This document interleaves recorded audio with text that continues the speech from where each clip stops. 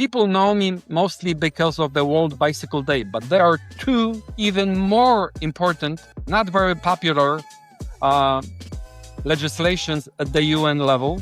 First, the UN resolution for integration of bicycling into public transportation. A huge deal. And it put bicycling on the same level with other means of transportation. I have to work on it to promote it, but the World Bicycle Day took over. And listen to this, and then I was able, and I'm very proud of it, and then I was able to go to UNESCO and persuade UNESCO to declare, and listen to this, UNESCO obliged itself to declare bicycle as an instrument of physical education for primary and secondary schools worldwide. Wow. Bicycle is an official instrument of physical education according to UNESCO. Obviously, this is non-binding resolution and so on, but the message is very clear. It's a worldwide and it's for primary and secondary schools. So I believe it was my destiny to deliver it. And when I saw different holidays on the calendar of United Nations, I said to myself, it has to happen.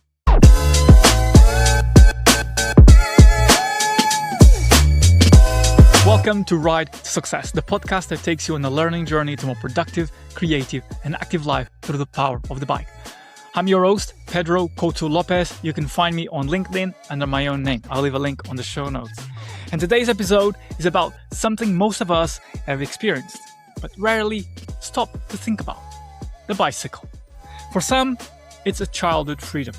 For others, it's sport, transport, health, or even a business opportunity. But what if one person's journey with a bicycle could change the world? Today's guest did exactly that. You are about to hear the story of Leszek Sibilski, a former elite cyclist from Poland who grew up riding behind the Iron Curtain, became a sociologist and a professor in the US, and eventually sparked a global movement that led to the United Nations to officially recognize World Bicycle Day. That's it, people. We are talking with the creator of the World Bicycle Day. In this episode, you will discover the life-changing moment that completely redirected Leszek's career and perspective on life, the unlikely path from competitive cycling to influencing policy at the United Nations, also the diplomacy, persistence, and the incremental nudging required to turn an idea into a global movement, and last but not least, why the bicycle may be one of humanity's most powerful and underestimated tools for freedom, mobility, and connection. Quick note, before we get into this conversation, make sure to follow Ride to Success wherever you listen to the podcast. That's the best way to let us know that you enjoy the show and for other people to discover the podcast. Now, let's get into it. Welcome, Leszek, to Ride to Success. It's a pleasure to have you on the podcast. Thank you for inviting me. I'm happy to be with you, and I'm looking forward to our conversation. Brilliant. Thank you.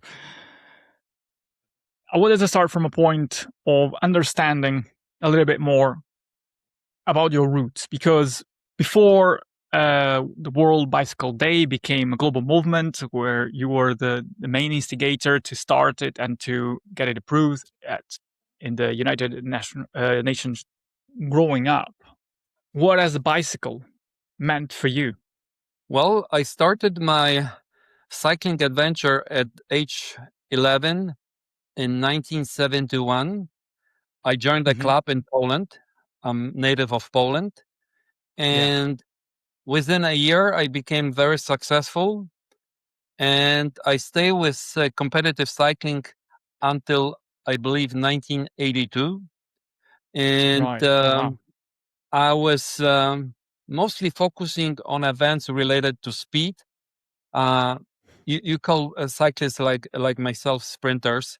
I was fast, dynamic, and I did not like mountain stages.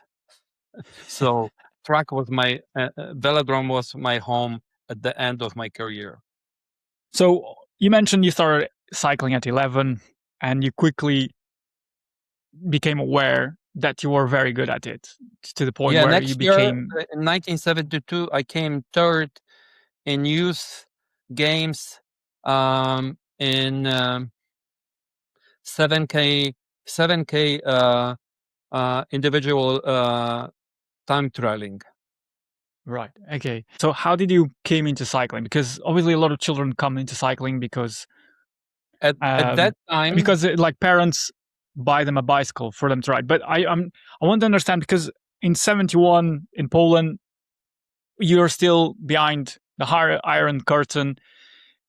And I personally don't know a lot about the context of growing up in the 70s or early actually in the 60s in Poland. So can you just paint us a picture of what is it like for you? sure. You have to be aware that at that time there was a race in Poland called Mm, Peace Race, which was right.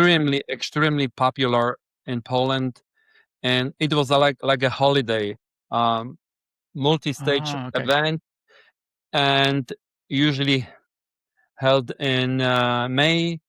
And Poles were doing very well, and that was mostly for the countries from the right side of the Iron Curtain, like Soviet Union, Yeah. East Germany, Czechoslovakia, Poland, but Bulgaria, Romania, Cuba, Mongolia, you name it.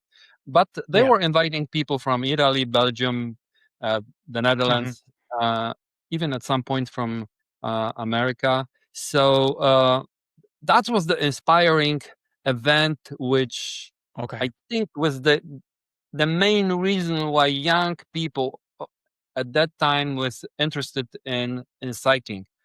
I must Ah, say, right. cycling has been number two or number three sports in Poland. One of the national sports after football, track and field. Cycling Yeah. was number three. Maybe Right. boxing was in the mix as well at that time, but uh, it was very high. I remember that I learned riding a bicycle very early in my life. Probably I was 3 or 4. It was very natural to me, and um, after I joined the club in 1971, my first race, cross country race, I won in next year in January or February, and then a few months later, I came third in Poland and in time trialing. And that was the beginning. I knew that I have a potential, and the next year I was even better. And I believe Hmm. next year I became, for the first time, champion of Poland in sprint. Right. And So then that's I was at winning. 13. At 13, you were national champion of Poland Yes, in in your sprint. category of sprinting. Yes. And Wow. Okay. next Brilliant. year I won sprint and 500 meters. And then I won sprint and 1000 meters when I got older. And then I was invited to join the national team, and I went for the Eastern European Championships. They were called, I believe, the Friendship Games. I Yeah. came second in 1000 meter and second in sprint behind the famous East Germans. I only lost sprint to Lutz Hässlich, which later on became the legend of sprints.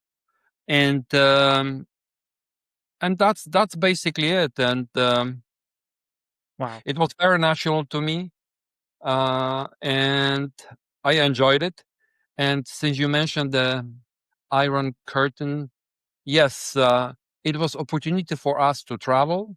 It was Hmm. opportunity for us to meet other people, and at that time, I must say, most families in Poland were on the same level of economic uh, wealth, and being part of the club, which was providing with the bicycles and equipment and so on, that was a huge plus, and Yes.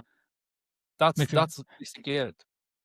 So yeah, because obviously, the communist era, that's kind of what everyone is contributing to the communities in some way. So I guess you are being put one step forward just because of the nature that sport is a way to further yourself, is a way to improve maybe the economic status, also the societal status. At that time, being that young, it was not about economic status. It was about opportunity to enjoy life, take advantage of certain things, maybe societal prestige, Yes. acceptance.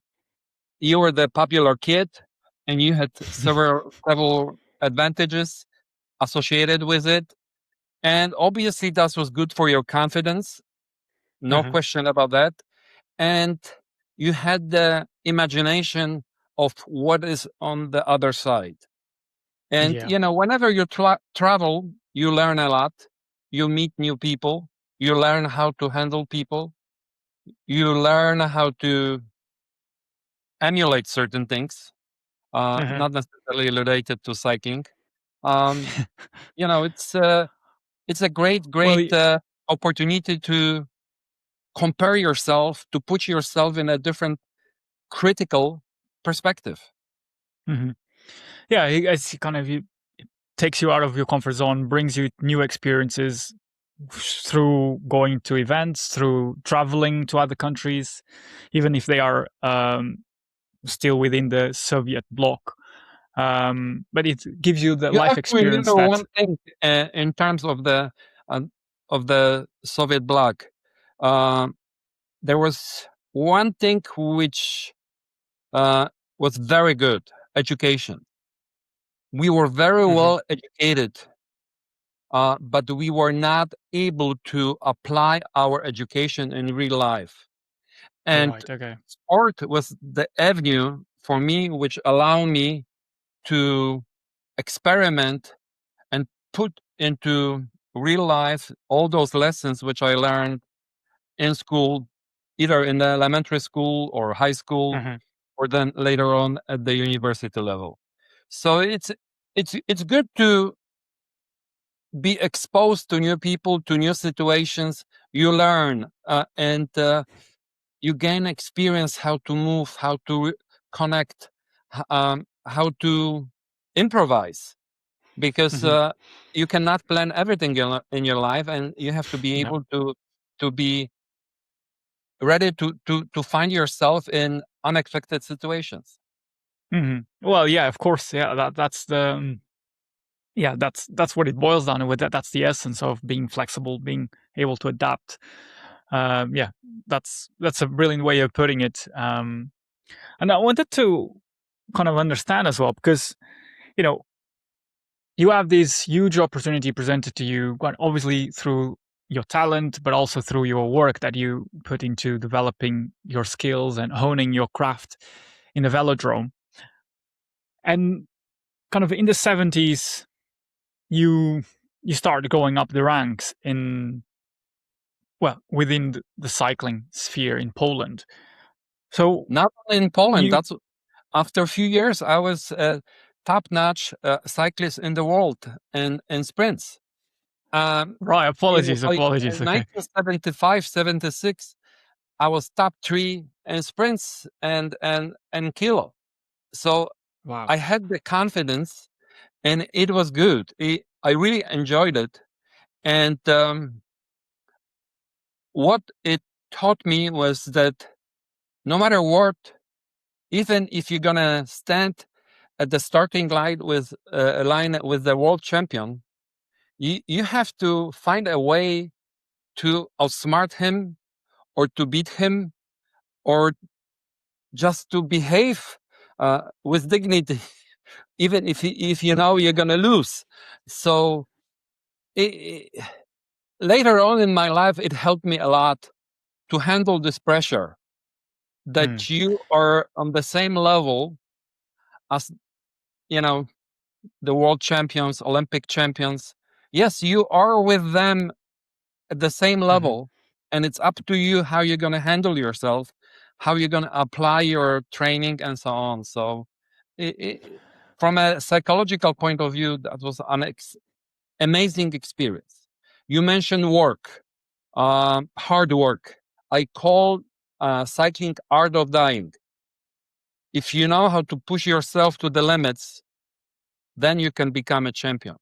And that's a very, very demanding process. And you pay for it. You have to learn how to recover from certain things. Also, since I mentioned recovery, you have to learn how to recover from your losses.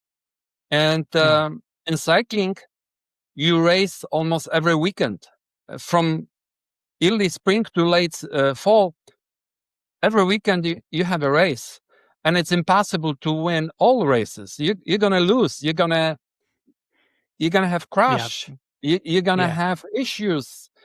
You will have technical issues, and you have to learn and be prepared for next opportunities. And this is what I keep telling my kids. There's always tomorrow. Don't worry about today. There is always tomorrow. And I had a very interesting experience with my daughter. She was a tennis player. And at one point, she was a very good tennis player, by the way. At one point, we were attending Super Nationals in California. And she got so nervous. And she said, "Daddy, I'm so nervous. I don't think I'm going to be able to play." And I said, "Agi, just relax. Showing up is, if you're going to show up, that's 50% of your victory." She listened, and she decided to go for the match. You know what happened? The other player did not show up. Brilliant life lesson there. Yes. Brilliant life lesson. I wanted to understand. Okay, there's a lot that you are sharing, and I just want to take a few of those because to kind of dive a bit more into it. You mentioned the work and putting the work and what is involved in doing that, and I wanted to understand. You gonna obviously you reach high status within professional racing, and kind of the work that is involved with that. Because at that time we did not have opportunity to be professional. Right. Okay. So you competitive. Still, the work needs to be put in, and what you mentioned about what the sacrifices you mentioned about what you need, kind of the struggles that you need to go through to put in the work. And obviously that carries through with you through life, because it's like lessons that you learn along the journey that allow you to apply the same lessons from hard work, resilience, into whether that is teaching, whether it is moving countries, whether it is working kind of working across many other sectors such as policy.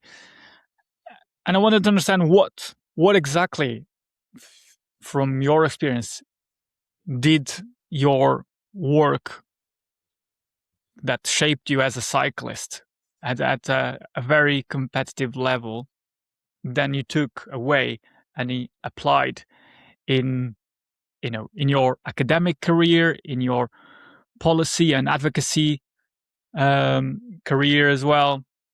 So just to kind of understand a bit more the holistic aspect of your journey. Sure. Well, let me start from the end. Okay. That should be my conclusion, but I think that's going to be a good start for our conversation. When you are a competitive cyclist, athlete, you follow certain rules. The rules are so obvious, so clean, and you have judges, you have officials, you have the races, and you have your own competitors, and you know who plays dirty, you know who plays fair. Everything is very obvious. And the rules, more or less, are very nicely defined. So everything is clear. And basically, there is one rule. if you're gonna put enough work, or if you're gonna rest and put the balance between the rest and work, you should be fine. Obviously, if you have a talent, if you're lucky, because luck is also very important in every sport, you should be successful sooner or later. Yeah. And that's the main pillar in sports which I admire. It's getting more and more complicated nowadays, but I'm talking about my career. And then you are ending your career and there is no rules. Yeah. People play games. And then the situation is very complicated.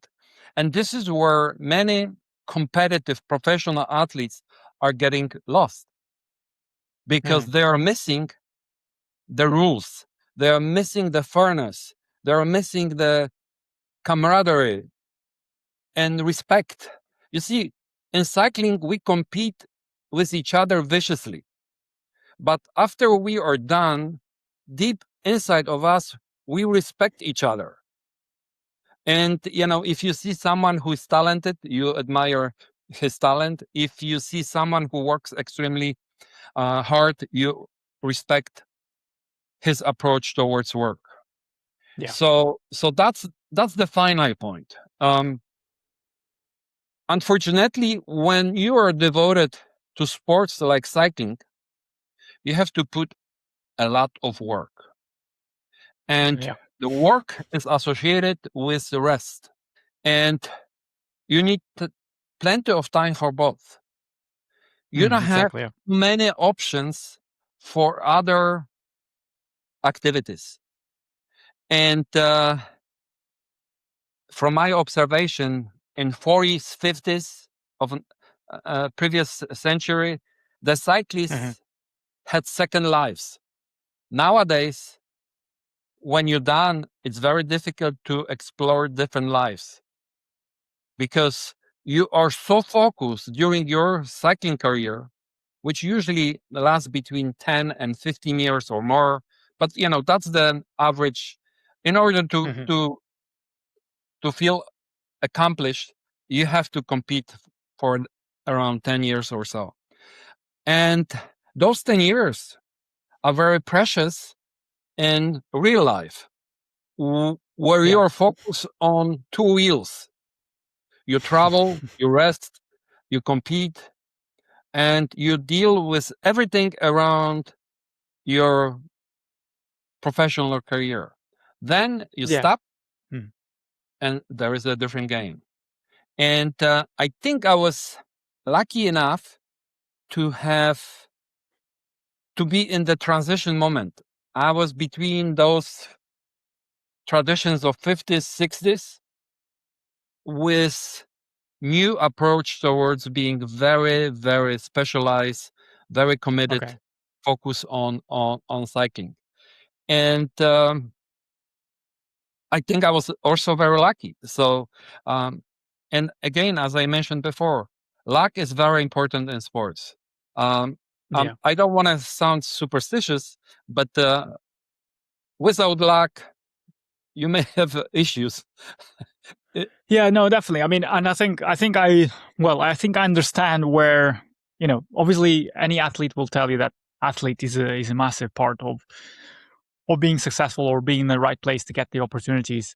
But I think in your specific case, and correct me if I'm wrong, you were studying in a university, you were competing at the highest level in cycling, and there was a moment where I think you felt particularly lucky, which is as you were part of the in 1978 of the Olympic team, and then that was a moment where was kind of like that was my March 16. That was my defining moment as a young human being.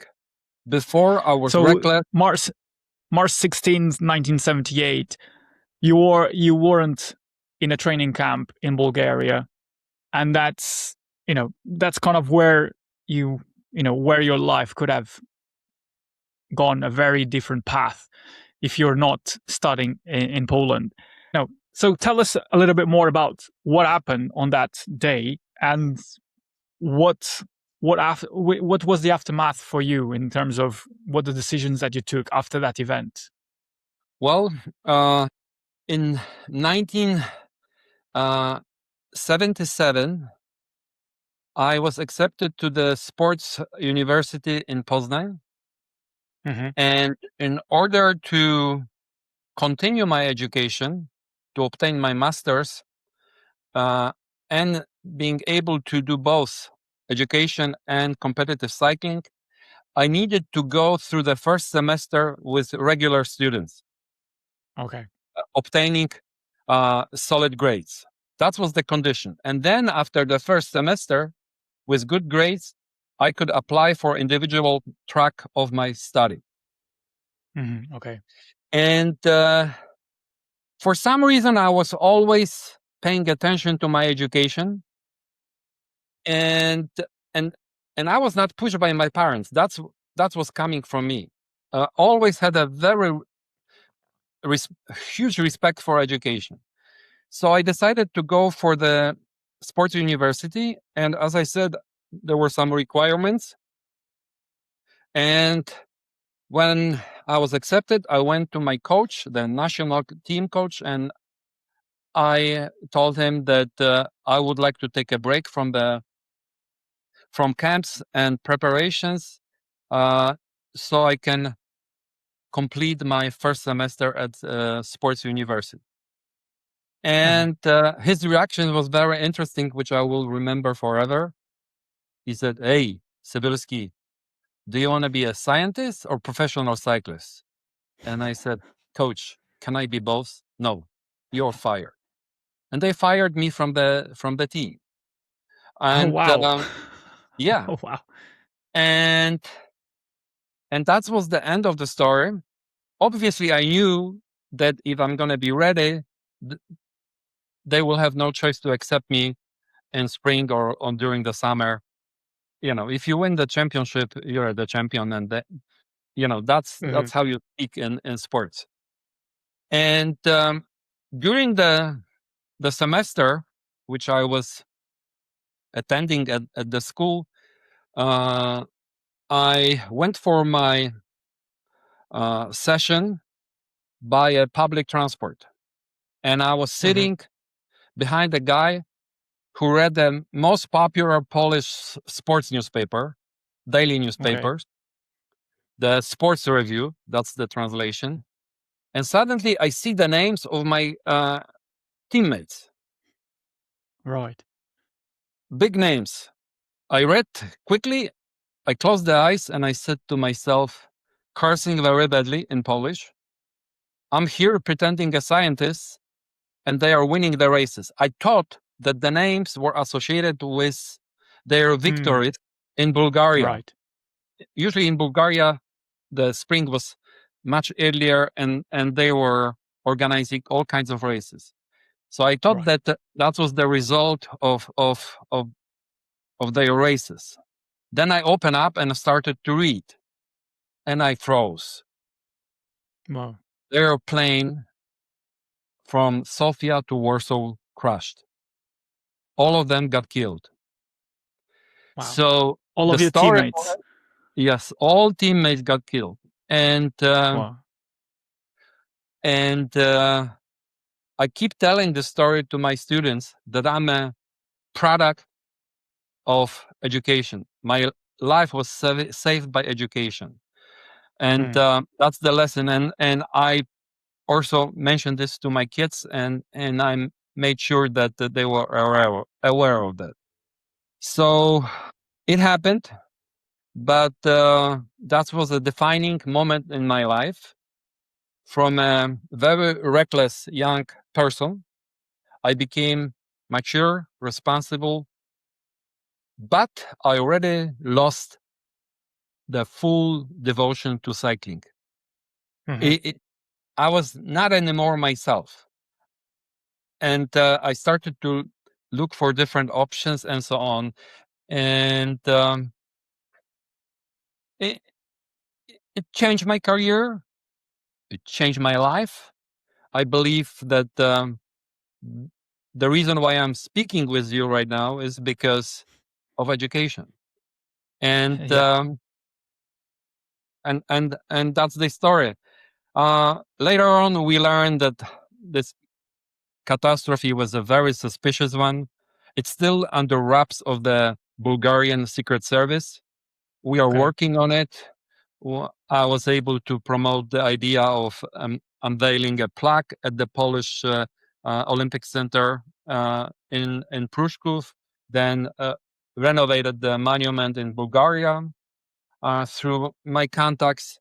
But still, we are unable to learn Mhm. along with the families what was the real reason of this um, Of this catastrophe. plane Yeah. crash. Yes, a I mean, very it's very such. important event in my life. Yeah. I mean, that is a defining moment in your life. Like you. I mean, even before the unfortunate tragedy, you were presented with a fork on the road, which was decide to take cycling kind of full time, as your coach said, become a professional cyclist, or take the academic route. And you clearly made that decision earlier to take the academic route, and that Well, was. I have another story for you, which I share with my students.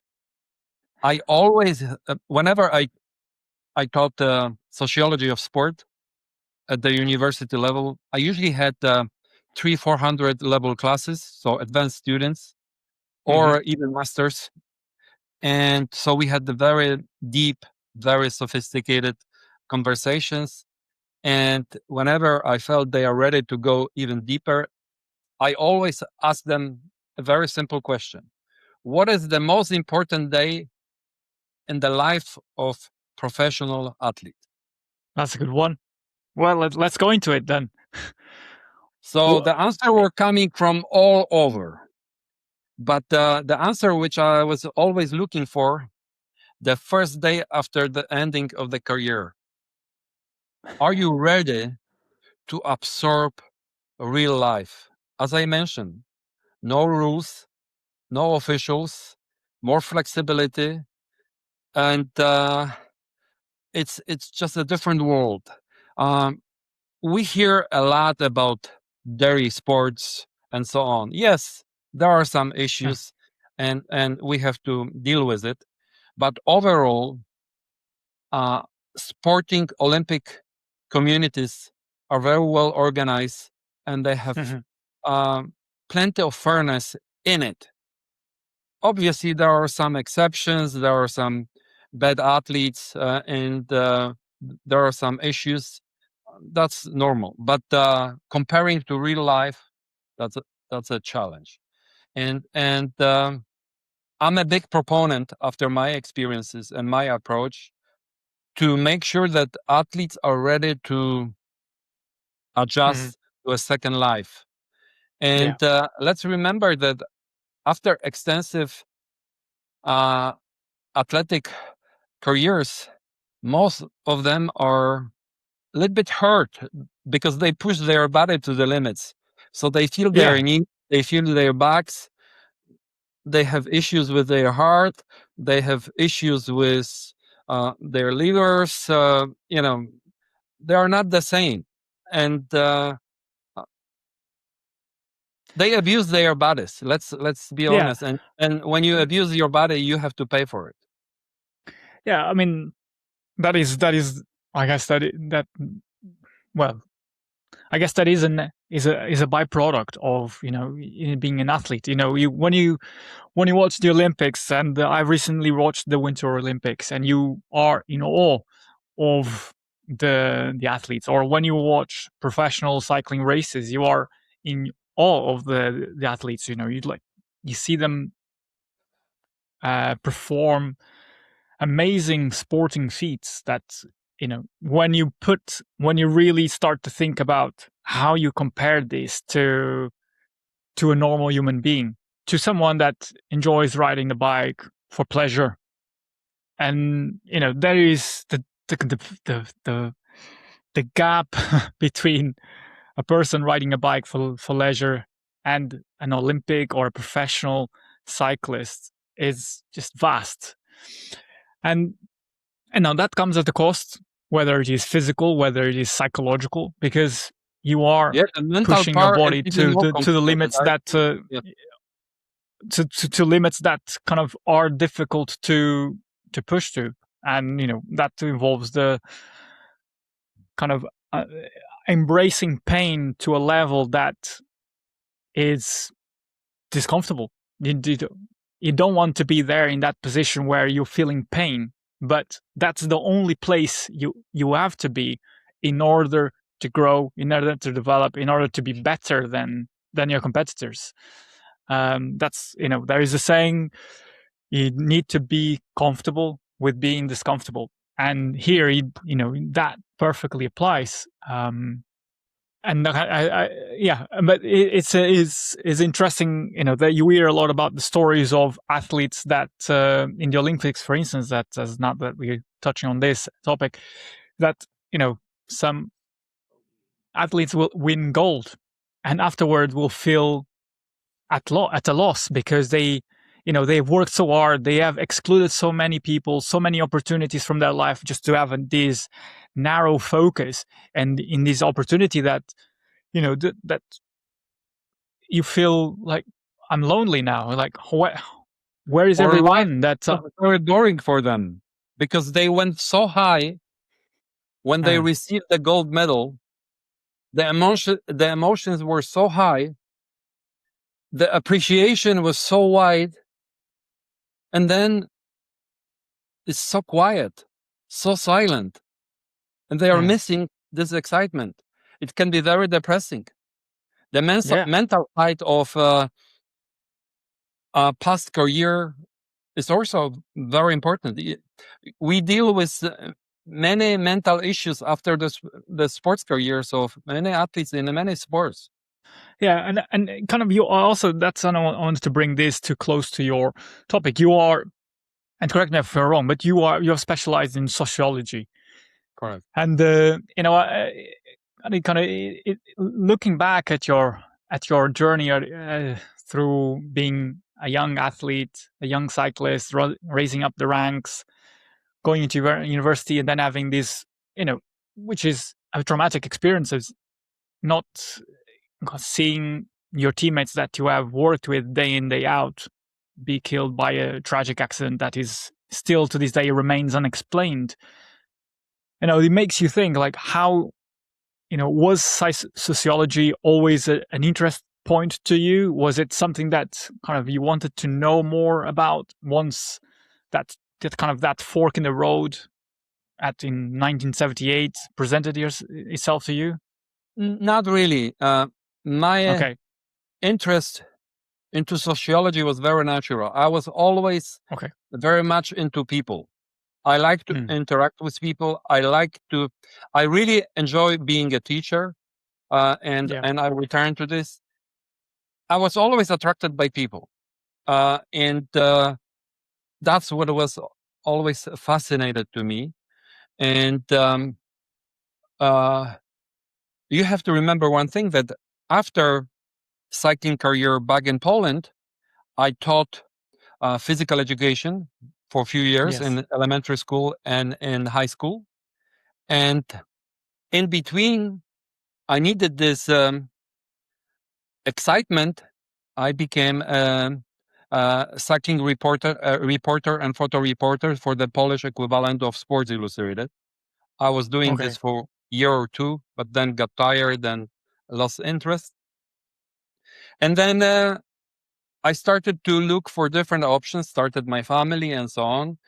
And I believe that so far I'm following my destiny.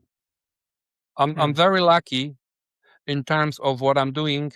And I'm satisfying my appetite for life almost.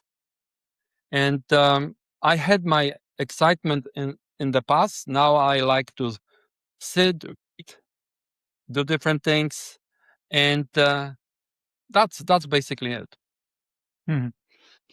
So, I mean, you mentioned you taught PE whilst living in Poland. So, there is. Can you talk me about the classroom idea that you had to kind of, which down the line, many years after, turned into the UN resolution adopted by 193 member states, which we now know as the World Bicycle Day. So take us back to that, to that classroom initiative back in Poland, where kind of the that's spark. Also very, very interesting story. Yeah, please share, because that's the birth story of what then became the World Bicycle Day. Yeah. So after graduation from the sports university, actually the full name was Sports and Physical Education University in Poland, I was hired by a medium-sized elementary school, and I was responsible for teaching PE for 4th, 5th, and 6th grade girls. Okay. Very challenging. We're talking about early 80s now. And I look at the school, no sporting accomplishments at all. And again, I went back to my cycling years. What you do after arriving at school, which had no tradition? In sport, you invite students to mass events, and I organize a race, a running race. Obviously, I prepare them. I organize a race for every girl from the 4th and 5th and 6th grade at one day as an official event where the boys were watching. Right. The performance were perfect. It was tons of fun, and I was able to select the best natural athletes basically in one day. So I had full view of what was in this school in terms of my plans to advance or to do physical education, either sports or physical education. So my cycling career helped me to set myself towards next 2 years in terms of development and proper program towards physical activity of those girls. And I think the best appreciation of my work was that few of them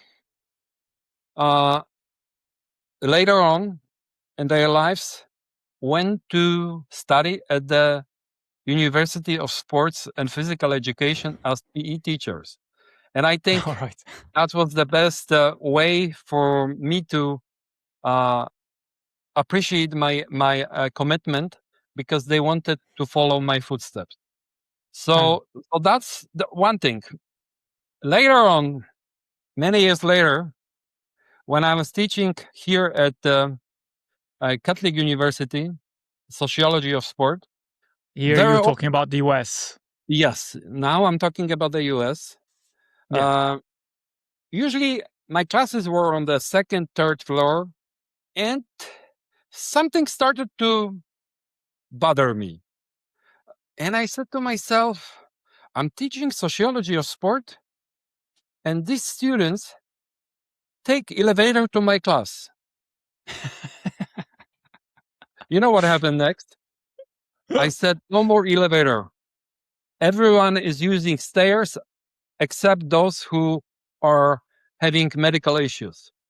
Oh, we shouldn't do that. Dr. Sibilski, no.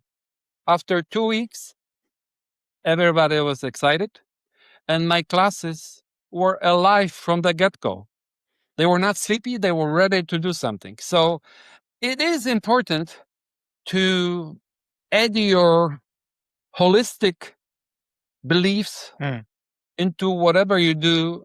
And let's be honest, cycling sports were the pillars of my life. And Yeah. whenever I have the opportunity, that's what I do. And both of my kids were very successful in sports, not in cycling. They were not allowed to do cycling because it is too hard. Wait, hold on. Did you forbid them from doing cycling? Almost. Honestly, the short answer should be yes. I said, this is too hard, too complicated, but God of cycling has a sense of humor. I signed up my daughter for tennis. Yeah. She became very successful, but tennis is vicious, expensive, complicated, involving parents and long trips and so on. So cycling punished me. I have two grandsons. I think I'm gonna be a little bit more lenient towards two of them in terms of cycling. Oh, okay. I told my daughter. Well, there's another thing. Since you are located in UK, I'm sure you are familiar with Laura Trott Kenny. Yeah. She is a most decorated Olympian in history of UK. And I read something very interesting that one of her lungs, when she was very young, collapsed, and the doctor prescribed cycling for her to rebuild her health and keep her healthy. Well, my daughter right now is a pediatric pulmonologist. She's responsible for this part of body for kids. And I said, Agi, call me when you will prescribe bicycle for somebody. That's gonna be my day. Wow. It's a how how funny things work out, isn't it? Yeah, like the life cycles are just unbelievable. I'm telling you, unbelievable. Yeah, I guess it's well, you couldn't predict this. Well, but it's but then again, there is a connection there. There is a connection there. So your daughter was raised with with you and kind of cycling is part and has always been part of your life. So there is a connection there. I think there is. Well, Pedro, let me give you another example. This is a good one. So this school, which was the professional start of my career, lost its name due to post-communist reforms. Apparently, the name of the school at that time was after someone who was a communist, and he did something not very good to Polish society at that time. So they lost their name. 4 years ago, I was in Poland, and I was involved in promotion of World Bicycle Day. And there is a campaign to name infrastructure after World Bicycle Day to visualize World Bicycle Day to bypassers, cyclists, build the confidence, and so on. Yeah. And I spoke with two friends of mine, and I said, I wish there was a school which we could name after World Bicycle Day. And they said, your school has no name. You know what happened? I can imagine, but do tell. The school has a name now. This is the World Bicycle Day Elementary School. This is the first school in the world named after World Bicycle Day. There are many pieces of infrastructure in Poland. I have a kind of joke that I was able to name in Poland every imaginable piece of infrastructure after World Bicycle Day. There is only one thing which is missing. I need to name a church after World Bicycle Day. I mean, well, you still have time to do that. So just keep finding the opportunities. Keep searching. I mean, what's kind of so like let's just focus now on the World Bicycle Day, because that has been your kind of your creation. And I mean, at what moment did you realize? I mean, I'm sure you did, but I, I wanted to understand if we can pinpoint that there where sport, as we know, as can be vastly integrated into a society, and now kind of the benefits involved with sport in bringing up society and bringing economical status. And I wanted to understand how of a and kind of a standpoint does cycling represents into facilitating diplomacy, and because there is a kind of awful elements of Well, let's wait because working with around. two different questions. One All about right, the okay. origination of World Bicycle Day, and then cycling as diplomacy. I have answers, nice answers for both of them. Let's start Okay, with yeah, World Day. go on. It's just I'm Well, getting the too World, excited and getting ahead of myself. Yeah. well, that's what I do to people. uh, well, number one, I believe that being the person who inspired General Assembly of the United Nations to establish World Bicycle Day was my destiny.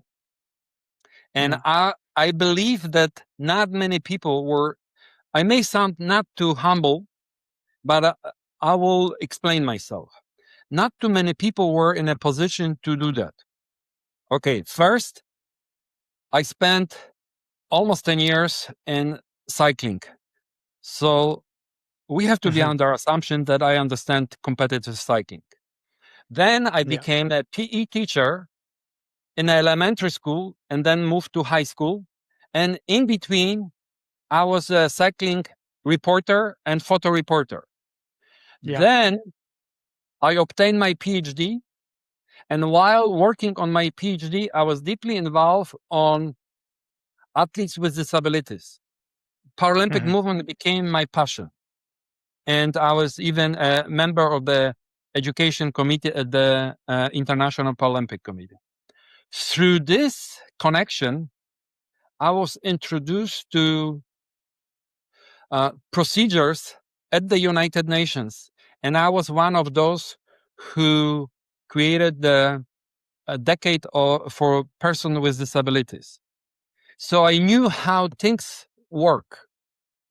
And then I became a sociologist.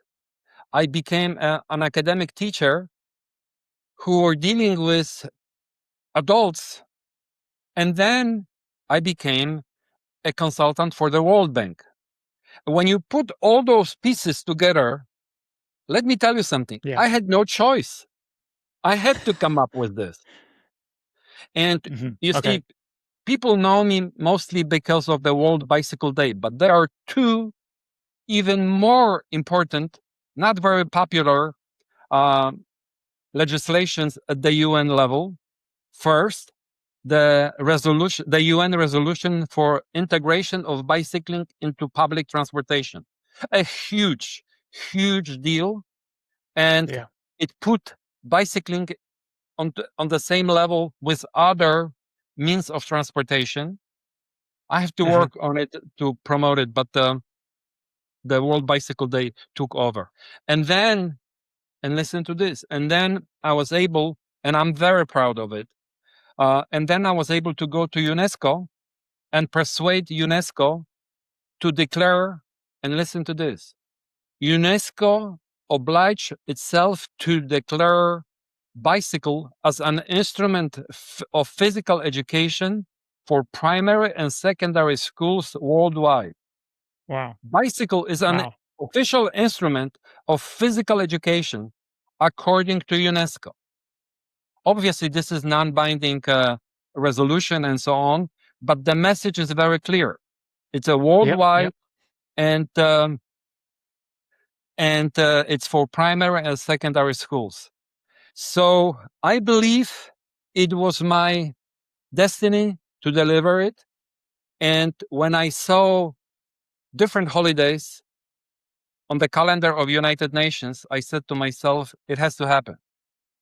Yeah. And just for your information, I usually do not talk about details because we keep this as a working professional confidentiality, because some people made huge mistakes and so on.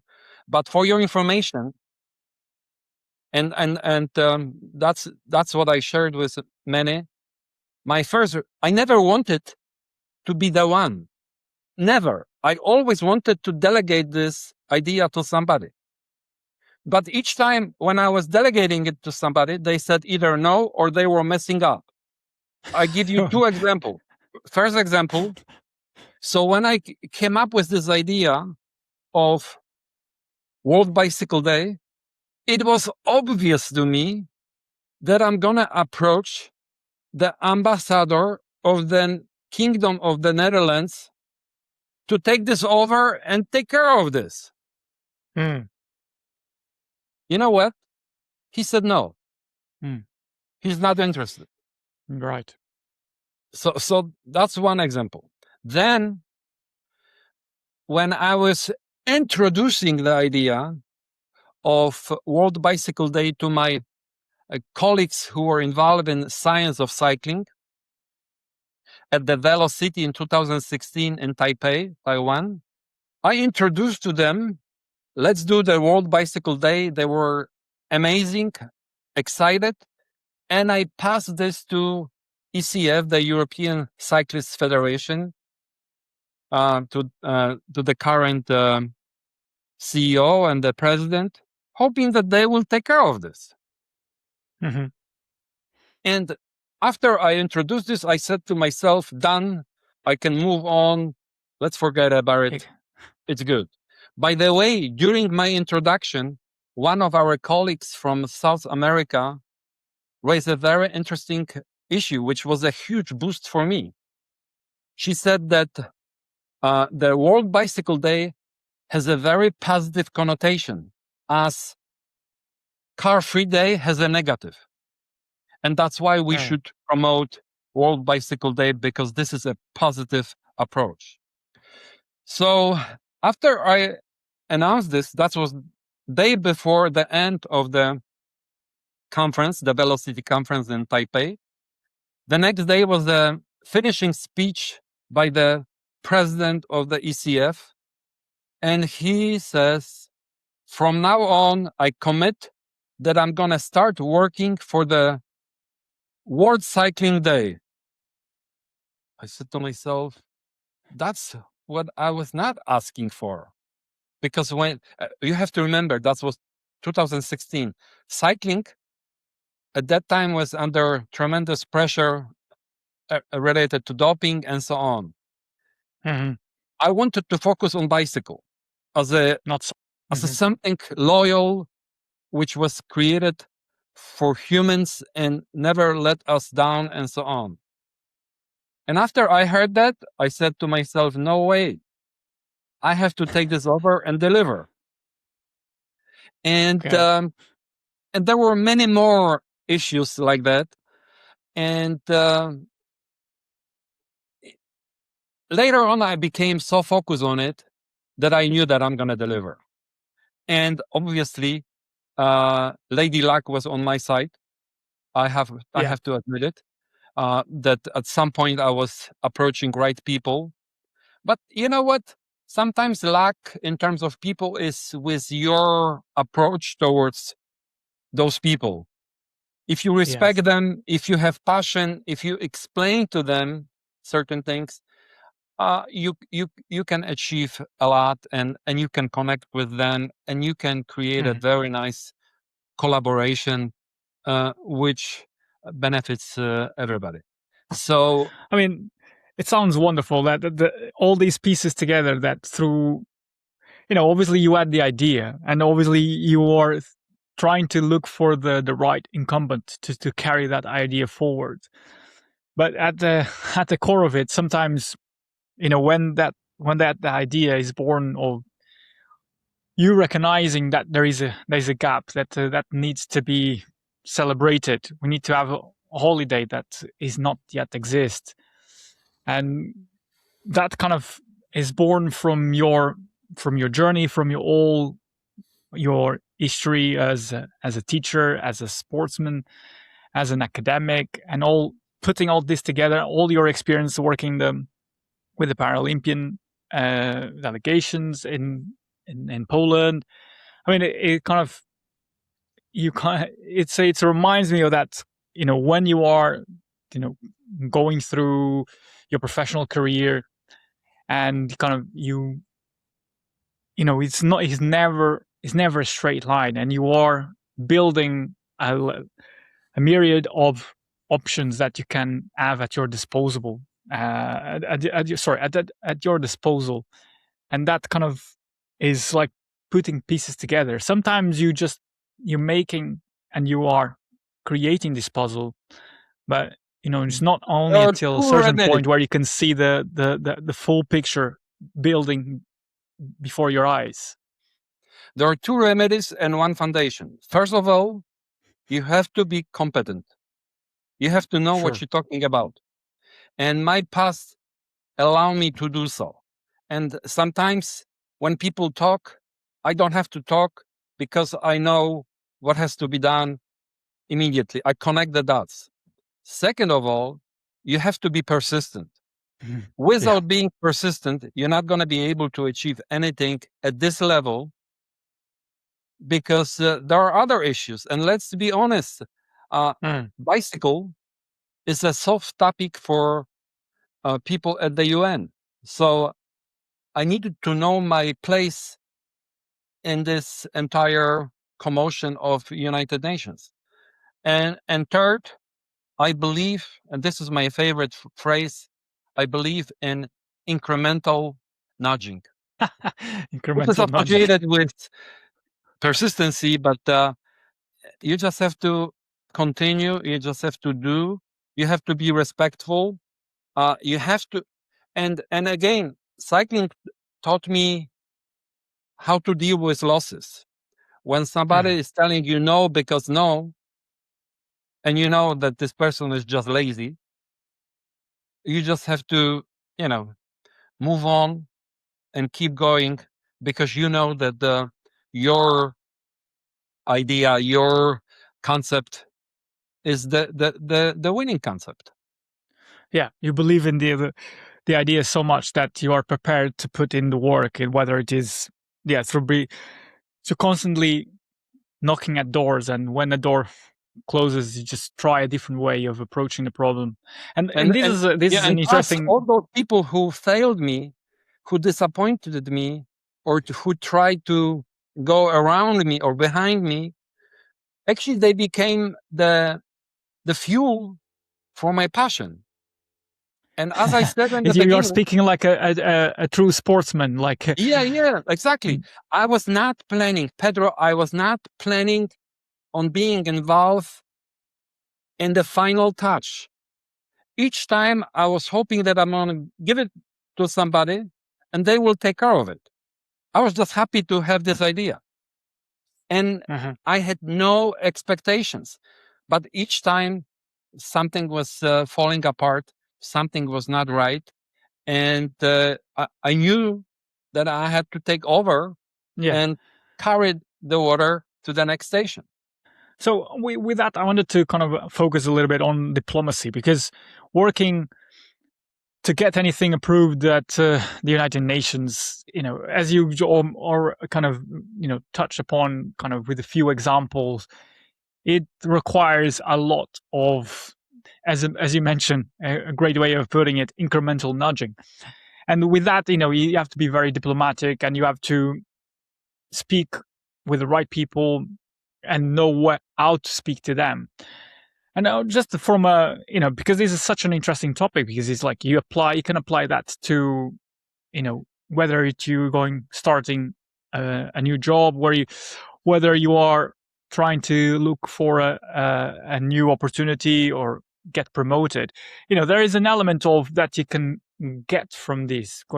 How did you navigate diplomacy at the UN?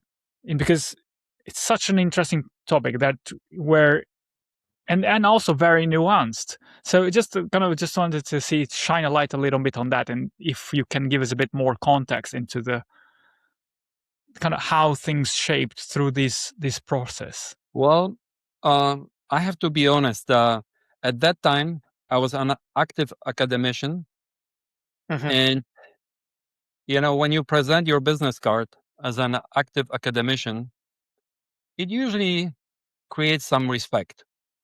You have Right. few titles ahead your name, under your name, and that's a good start. Second of all, can you see those gray hair? That helps too. And third, experience dealing with people and being able to pass your passion, your arguments to the receiver. And sometimes you have to be creative. Sometimes you have to be able to improvise. Sometimes you have to use very hard arguments.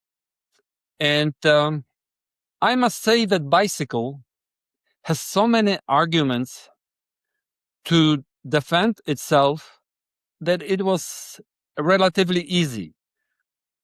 The point was nobody was thinking about it. Nobody wanted to do it. And I was the one who wanted to do it. And there is one thing which I missed in my arguments. We have to appreciate the Polish tradition of respecting bicycle. Bicycle was present in Poland all the time. As far as I remember, everyone around me was able to ride a bicycle.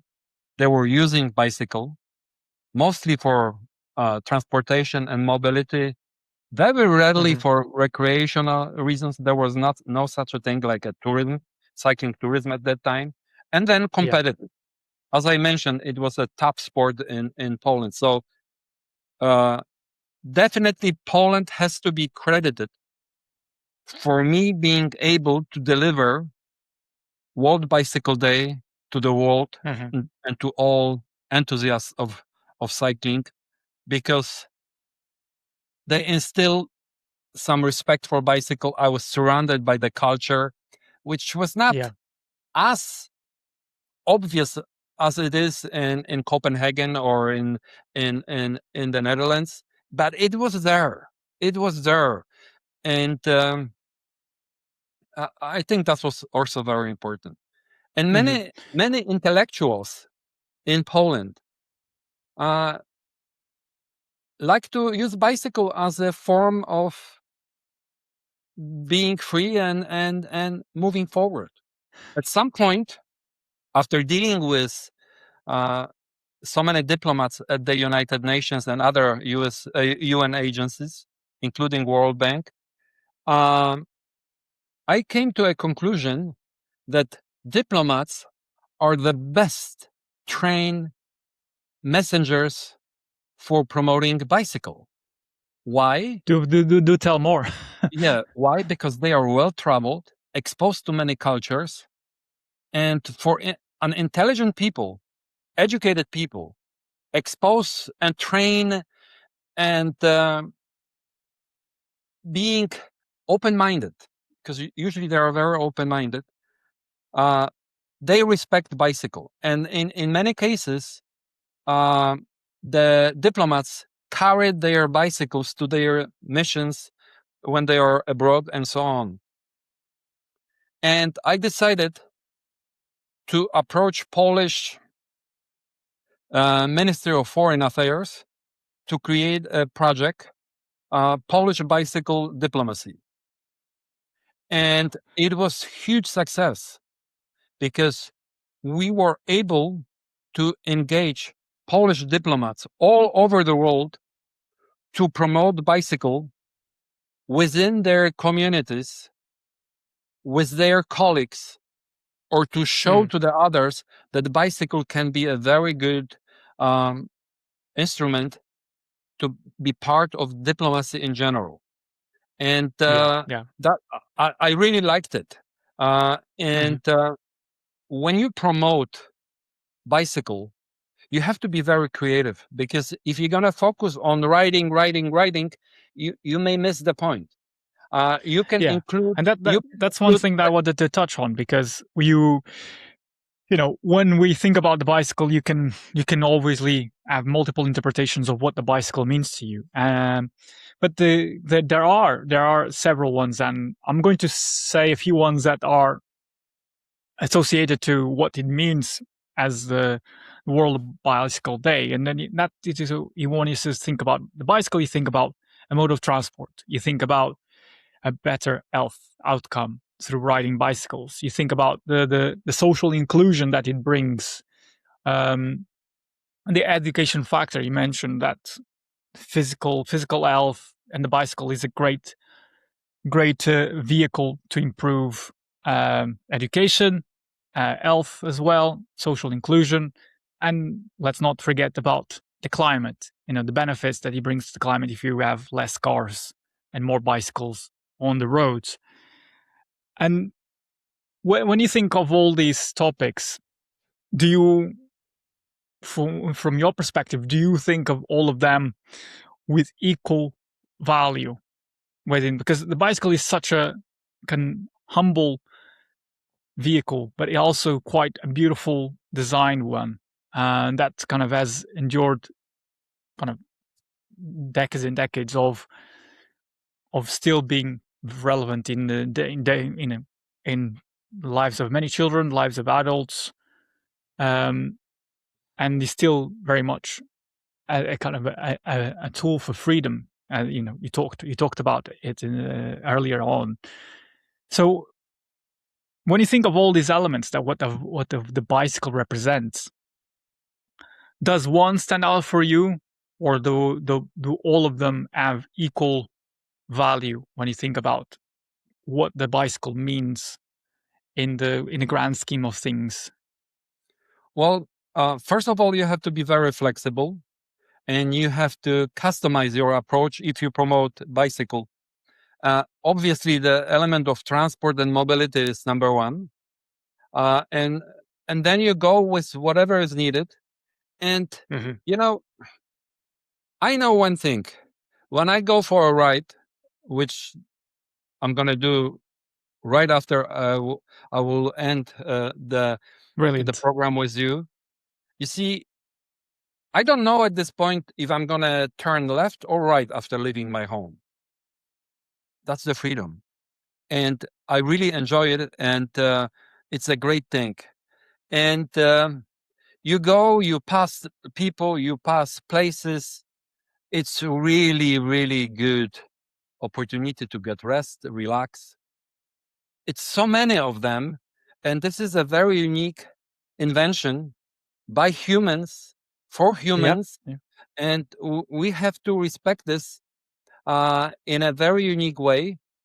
And the sooner we introduce young human beings to this invention, the better for future of our planet. And depends what we need. If we want to use bicycle as a mode of getting to a hospital, you see, that's one. If we want to use this as a transportation to school, that's another one. And I mentioned this school in Poland named after World Bicycle Day.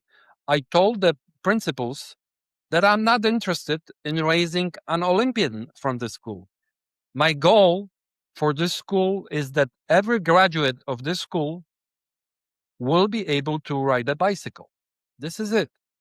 And the rest is up to them. And it's very important that we promote bicycle without any limits.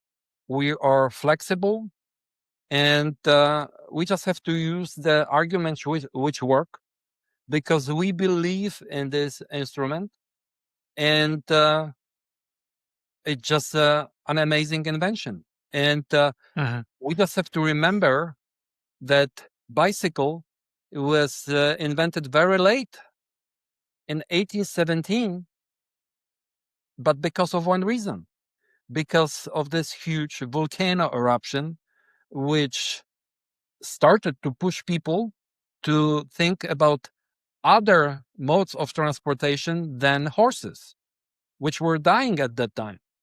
So the 1815 eruption was the curve which forced humanity to look for another solution. And here we go. We have a bicycle, and it works. It works. Where was that volcanic In eruption? Indonesia. In Indonesia. Right. Okay. I'm not sure if you remember, in 1816, it was the year without summer, because everything was covered by the ashes and fumes out of this volcano. But that was the real inspiration of inventing bicycle, and Baron von Dries was lucky enough to be the one who did it. So yeah, to create it. I mean, yeah, it shows that, what does it describe? It is that there is, when you have the possibility to ride a bicycle, like there's a world of opportunities present itself, and it's up to you to decide which ones to take. And with this, we carry as well somewhat responsibility to, with such a simple invention, to kind of improve ourselves, improve the society we live in, improve the world we live in, because that freedom can also be taken easily away from us if we don't protect it.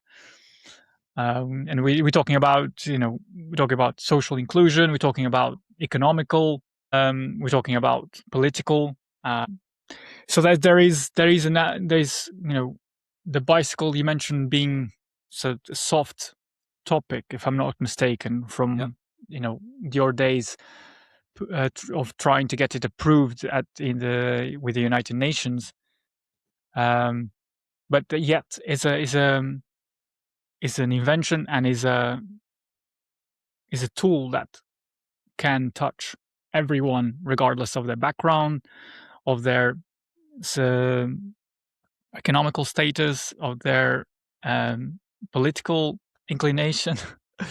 It touches everyone in similar ways. In the kind of, when you boil it down to it, it's like it's to the freedom that it represents. There is another thing which we have to remember.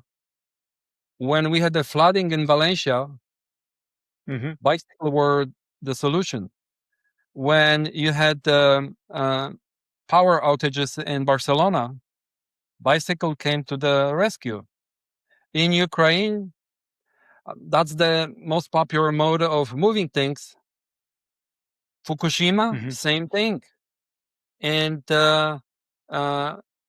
bicycle is a backup for humanity, to make sure that the humanity will be able to move. And movement is a part of humanity nature. Yeah, 100%. 100%. And I mean, yeah, I think that brilliantly summarizes that everything we have been talking up to this point, brilliantly. And I think I wanted to bring this now to the conversation to a point to a question that I ask all of my guests, and it reflects in your personal journey. And the question is the following: what does success mean to you personally? Well, that's a tough one, but let me be as honest as possible. Sometimes you are not aware that you're a successful person, because you are so involved in hard work, in the arrangements around your projects, and sometimes you are not allowed to enjoy, to celebrate.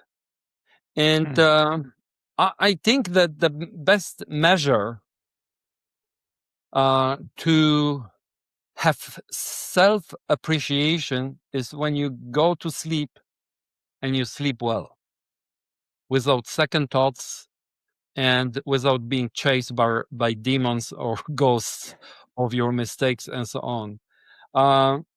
you have all kinds of dimensions of success. You have financial, you have mental, medial, or so on. It's up to you. And in terms of the World Bicycle Day, I feel that I did something good for humanity, and I feel good. It's. I don't want to celebrate, but I feel good, and my wife is enjoying riding a bicycle with me. My kids, whenever we are together, uh, and there is another thing. Whenever I go to a school for a presentation or with an idea for a project, is being very quickly absorbed and accepted, and people want to work. And as you can probably sense, I'm very passionate about it. Yeah. But in a very simple way, that this is an excitement for me, and my main responsibility right now is to become a custodian of this idea and to keep a dome over the concept of World Bicycle Day that is not going to be compromised by politics, money, or anything. To make sure that people fully understand the concept of World Bicycle Day. This is a day when we should celebrate. And let me give you one example. And a few weeks after the first celebration of World Bicycle Day, I called a good friend of mine to Australia who used to be Polish cyclist during my time. Yeah. And he's very outgoing, very pro cycling, always involved. And I asked him, so how did you celebrate the World Bicycle Day? And he answered to me, I went for a grocery shopping on my bike. And when I heard this, I was kind of disappointed because I was hoping he's going to do something more. As far as I know, he can do many things. But then I slowed down and I started to think, no, that's what I'm asking for.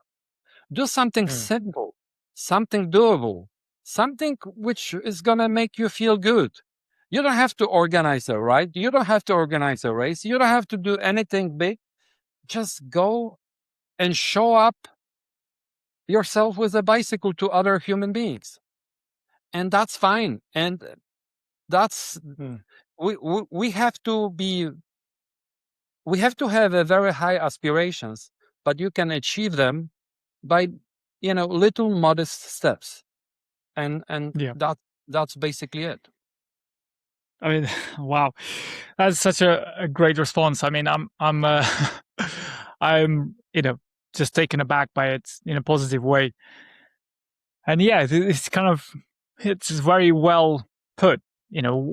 What what else do you want from the World Bicycle Day but for people to use the bicycle, and regardless of what they use it for, is you are using it and you are showing up with it, and you're showing to the world, to your peers, to your community, to society, that it's a valid way of moving, of enjoying yourself, of being, just being. So yeah, brilliantly put. So I wanted now to kind of following on a tradition that I started on the podcast, which is every guest leaves a question to my next guest, not knowing who they are. I want to ask a question that was left by my previous guest to you. So the question is the following. Repeat. What was your hardest experience that you were able to overcome? And what did you get from it? Bicycle associated experience or any in my life? Any. There is one. My wife and I, we lost our first child. Oh. And it put me in a different perspective of having kids. And when we had our kids later on, I made sure that I'm going to be with them as much as possible. Now we have grandsons, and we are doing exactly the same thing because the moments are crucial and they move fast. So I think in my personal life, that was uh, this event. Another event, which was also very sad, I lost my parents very early in my life, being the only child, and Wow. that's what made me an orphan for life. And uh, at the end of my academic career, I was able to repay for my experiences, and I came up with a project for my students where I asked them, as part of the project, I asked them to tell their parents that they love them and then write a paper. Making long story short, there were mostly three reactions, the parents' reactions after they heard their kids telling them, I love you. First, how much do you need? Second, so what did you do wrong? And third, crying. Wow. And the last part of this project, there were three stages. The last part was to say to somebody who you do not know that you love them as human being, as part of the project, and so on. And I invited for my class a very renowned oncologist to make a presentation to my students to put them on the right track in terms of the subject of love. And he said something very, very powerful. His observation was that whoever is terminally ill and knows that his hours, days are numbered, is seeking only one thing: love, not money. He or she is always making sure that he or she will leave us being loved. Yeah. And I think you have an answer to basically everything. What I you mean, I asked? do. I mean, well, it, and what an answer. It's. I mean, how to verbalize this. So, I mean, one being myself being a young parent right now, you know, I can only imagine. Well, I can't. But it's like losing the first child is You such walk, a. you walk on the street and you see little kids, and you have a very, very serious thoughts. Why me? Yeah, exactly. Yeah, it's yeah, such a traumatic period to go through. Loss of a son. It's, yeah, I just can't even start to imagine the pain that one goes through, and also obviously being, you know, losing parents is also very much um so very much a sad period of life to go through. I mean, I'm lucky enough to still have both my parents, and my child is still alive. But it kind of Enjoy makes it, you. respect them, and make sure that you're not going to be sorry for anything. Yeah, exactly. That's a brilliant way of framing it. It's kind of, you know, I'm deeply grateful for having this conversation with you, because it's just, you know, everything that you shared. It kind of, you know, your passion, your wisdom, your enthusiasm for life. It comes through, and, you know, and finishing by you being very vulnerable with, like, sharing those experiences that you didn't need to share. I think it even puts more in perspective kind of the level of resilience, a level of dedication that kind of carries you through life, and kind of it helps me. Hopefully that will help people listening reframe as well, or help even solidify even more kind of how precious life is, how precious it is to be loved, how precious it is to have something that we are passionate about, something that we care deeply about and kind of want to lead with purpose, to have a kind of a positive impact within the family we exist in, the communities that we exist in, and society at large. So I'm it's I want to say this conversation has been very humbling to me, to kind of, in a way, I've been trying to absorb everything from it, because it makes you understand kind of the processes and the tribulations of going through process, yes. life, but also through dedicating a whole project of life towards kind of a goal that has multiple outcomes. One of them is the World Many layers. Bicycle Day. Exactly. Don't you want to ask me the question for your next guest? Yeah. I haven't finished. But yeah. But yeah, go for it. What question would you like to leave to my next guest? How do you deal with mistakes and failures in your life? Oh wow, brilliant question. I actually haven't. Sorry, I haven't had that question asked before. But this is the beauty of leaving this space for guests to also create their questions, and kind of continuing their live experiences and asking them, because these questions, believe it or not, but they reflect a lot of what the personal journey of the guest has been through.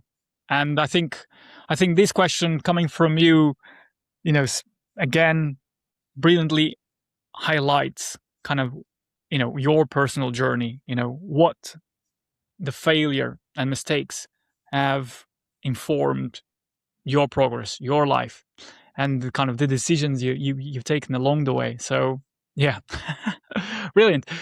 Leszek, it's been a pleasure. Same here. Again, it's kind of a lot to be taken, and again, a huge thank you and to being part of the podcast, and more crucially to dedicating a lot of your life's work to building something that we, and when I say we as society, as world at large, get to enjoy and celebrate.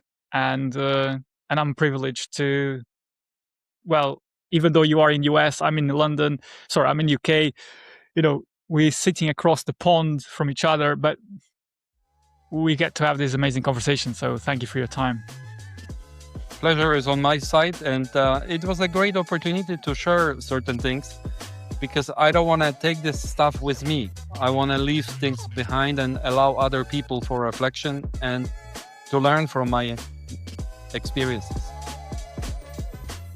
If you enjoyed this conversation, share it with 2 people who might enjoy it as well. And if you haven't already, make sure to follow Ride to Success wherever you listen to the podcast. Leave a rating, leave a review, because that small action helps this conversation reach more people like you who care about growth, leadership, and building something meaningful. Thanks for listening.